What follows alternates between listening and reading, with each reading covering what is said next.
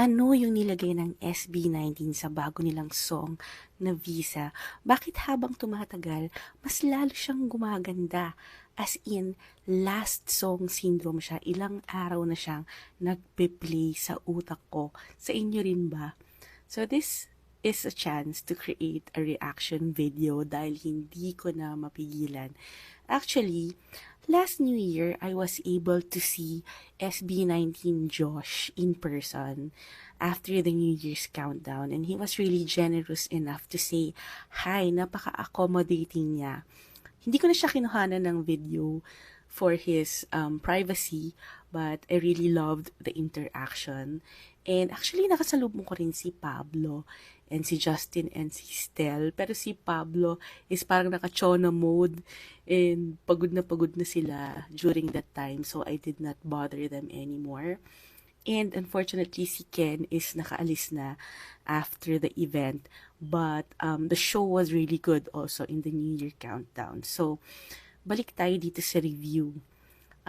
Actually, at first, akala ko, why is the song very political? Parang critical siya.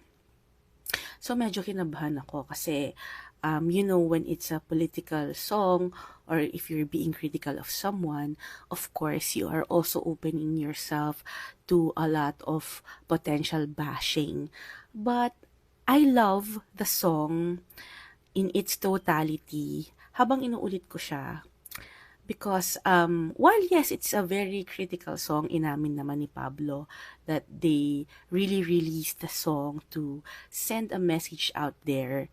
It was still something that you can enjoy and admire at talagang paulit-ulit mo siyang pakikinggan. So, very malalim yung song. This is the reason why kakaiba pa rin talaga yung SB19. And it's also very Pinoy coded. And they were really brave enough para ilabas yung ganitong song in this very trying time. So, ang pinakamaganda sa linya actually ng song na tumatak sa akin na paulit-ulit, which made me see that although the song is very critical, it still involves inspiring messages, is that yung linya na balang araw ako ay titingalain kasi ako ay magaling. Sure, marami tayong nakikitang negative sa bansa and we should not turn a blind eye. Even impressive and famous artists in the Philippines, including celebrities, are not immune to the economic plight and discrimination actually that is happening in the country. And it's true na marami nga talagang limitations kapag ikaw ay isang Pilipino. Kumbaga, parang pag Pilipino ka, a lot of the things are on hard mode. But ang maganda dito sa song na to, after ranting and feeling angry, alam mo yon, and getting the message out there, you have to rise above it and continue dreaming and continue stating that balang araw, ako ay titingalain dahil ako ay magaling. Alam mo yon, it doesn't remove the fact that while we as Filipinos have a lot of challenges that we are facing, it does not remove the fact that the path to greatness is always open and it's always achievable. And that yes, we should not settle for less and we have to continue to believe in the talent that the Lord has given to us. Kasi, alam mo yon, andito rin yung patunay na magaling ang mga Pilipino, masipag, matalino, may direksyon at may patutunguhan. So, super angas actually ng kanta na Visa. And very Pinoy coded, and dahil dito, alam mo yon, mas lalo kang mai-inspire na, alam mo yung magtrabaho at lalong galingan yung craft mo. As you see a lot of brilliant artists like SB19 pour their heart out there. And of course, ando dun na yun na I also sense a frustration on the part of SB19. You know, when fame hits you, it doesn't mean na puro fame lang. Habang pataas ka, mas marami ka actually fini-face na challenge at balakid. So, even more so that I realized that to fellow 18s, we have to continue praying that SB19 members will maintain itong fire, heart, and also positivity to carry on the dream at to fulfill it, dahil hindi talaga actually madali to carry the banner. But lalo na tong Filipino creatives and Filipino creativity. But alam mo yon, there's always if there's a willing, alam mo yun, if there's a will, there's a way ba? Tama ba yun? Basta, if it is divinely inspired and you're always faithful, praying, and doing the work, then you will achieve a lot. So, I read on the comments on YouTube that yung mga nag-stand out is just imagine the song playing on the SMDC Festival grounds, itong Visa, yung Noy Pinoy Pinoy Pi, yeah, Noy Pinoy Pi, yeah. Ang ganda, no? Parang na-imagine ko na siya. It's very fun. And then, another comment na nag-stand out sa akin sa YouTube is, ang daming layers ng song ng SB19 ng Visa. At masarap talaga silang i-decode.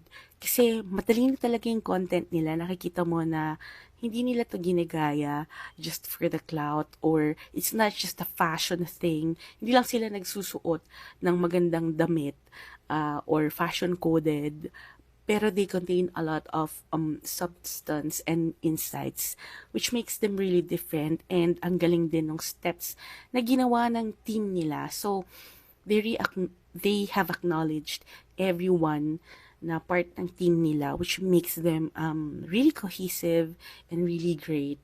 It is the ability to acknowledge that SB19 is not just SB19, but it is a collective of artists and dancers, choreographers, and not just that, yung mga video editors nila, fellow celebrities nila, and of course, 18.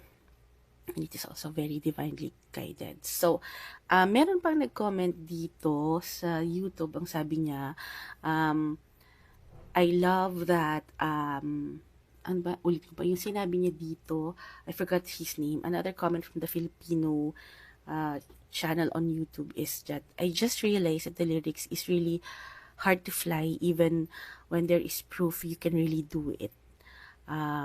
So, mahirap pa rin minsan talaga lumipad kahit na may patunay ka na na magaling ka na. It's not just about the travel, but the metaphorical ability of many of us to fly towards success because of the systemic barriers of our economic class and race, which we need to overcome. Keep flying high. So, kung sino yung nag-comment doon, ang galing mo, no? So, gagaling and tatalino talaga ng mga 18, no? Ang dami nilang mga insights. And then another is, ang galing rin ni Pablo, ha? He is able to channel his frustrations into creating a brilliant, catchy, very danceable song. At ang ganda ng melody, yung tipong nagre-reflect ka daily sa estado ng buhay sa Pinas, pero napapaindak at napapasaya mo pa rin yung mga tao. Another comment from Elaine Katahan, I am blown away by the unabashed Philippines or pagka-Pilipino ng kanta na to, from the lyrics that discuss Filipino truths to the core, and that those that have incorporated ngayong tunes na for sure is ma-enjoy ng mga bata. So, I can already see na ang dami mga batang i-include nila to sa mga children's games nila, and ang sarap niyang kantahin and sayawin. So, it's undeniably having a Noypi vibe. So, yung song, even though critical, hindi niya tinanggal yung aspect na you have to strive higher, you have to maintain your positivity, kailangan na kahit may pinagdadaanan ka, fight lang. I love the determination and message of the song, which is SB19 coded. While yes, mabigat ang mensahe, hindi nawawala yung pagsasabi na magaling ang Pinoy at we will overcome this and we will rise above this. God bless the Philippines, and thank you for watching this short review. God bless you, and may the Lord Jesus Christ continue being in your heart and in your life.